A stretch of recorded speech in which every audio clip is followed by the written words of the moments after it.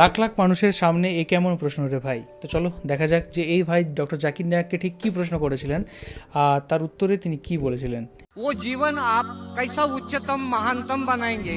बुद्धा की अगर टीचिंग्स पढ़ेंगे, बुद्धा ने कहा आपके हाथ में आपका जीवन है, कि वो भगवान के बारे में खामोश थे। तो पके हुए फल का भोजन करो, तीसरा और चौथा ट्रुथ कॉन्ट्रडिक्ट हो रहा है। तो आपके ऊपर कोई जंजीरें नहीं आएंगी।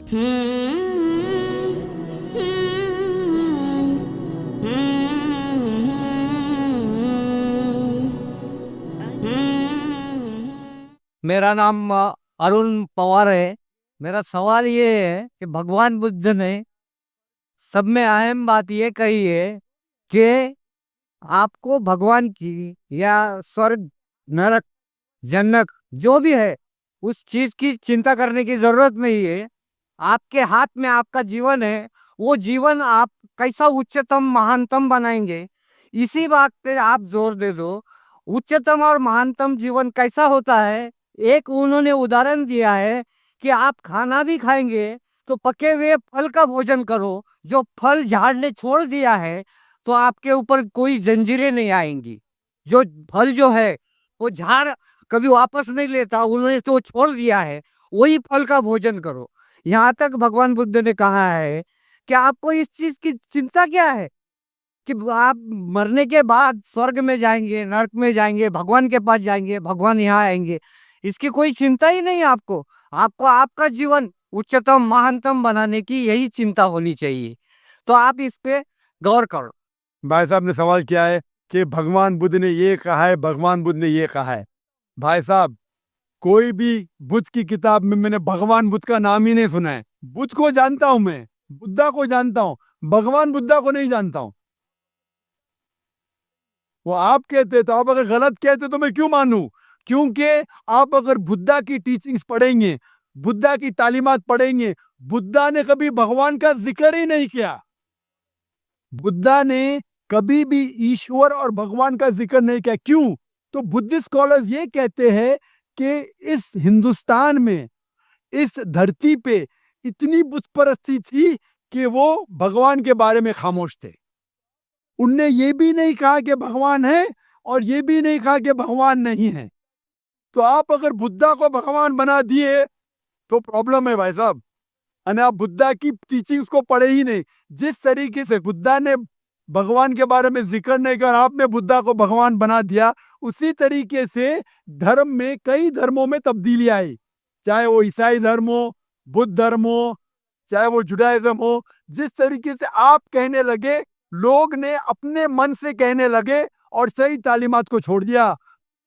तो भाई साहब, पहले भगवान के बारे में तहकीक करो और बुद्ध ने क्या तालीमात दी उसकी तहकीक करो।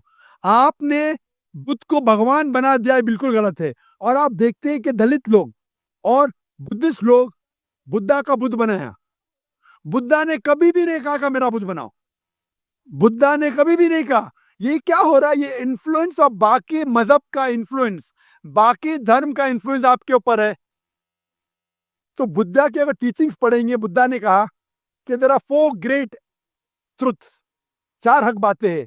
सबसे पहले, वक्त कम है, सिर्फ 2-3 मिनट है 10 बजने को। पहला हक है कि इस धरती पे there is lot of sorrows on this world. ये धरती पे कई चीज है जो अफसोस करने के लायक है, सॉरोज है, मुश्किलात है। नंबर 2, इस धरती पे डिजायर है, ख्वाहिश है। नंबर 3, ये धरती से सौरोस को निकाला जा सकता है जब आप ख्वाहिशों को निकालते हैं। और नंबर 4, अगर ख्वाहिश को निकालना है तो 8 फोल्ड पाथ के ऊपर अमल करो। वक्त कम होने की वजह से पहले ट्रुथ को मैं मानता हूं, इस धरती पे सौरो है। दूसरे ट्रुथ को भी मानता हूं कि लोगों में ख्वाहिश है। तीसरा ट्रुथ है कि अगर आपको सौरो निकालना है तो ख्वाहिशों को निकालिए।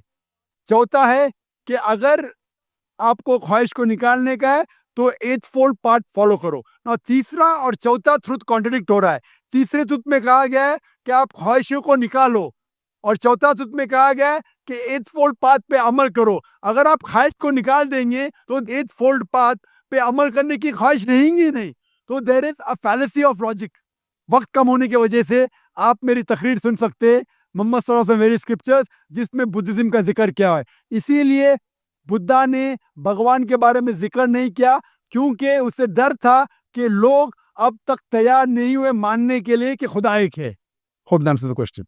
তো এখানে দেখলাম যে খুব ছোট্ট শর্টে তিনি বৌদ্ধ ধর্ম সম্পর্কে বললেন এবং বুদ্ধা কি বলেছিলেন, তার কি টিচিং কী ছিল, তো সেটা সম্পর্কে তিনি বললেন। অ্যাকচুয়ালি অতটা ভালো করে বুঝতে পারলাম না, অন্য কোনো এনার ভিডিও আছে যেটা দেখলে আরও ভালো করে বুঝতে পারা যাবে। বাদবাকি চারটে যে মানে স্টেপস তিনি বলেছিলেন যে সুখী হওয়ার, তো সেটা বুঝতে পারলাম এখানে।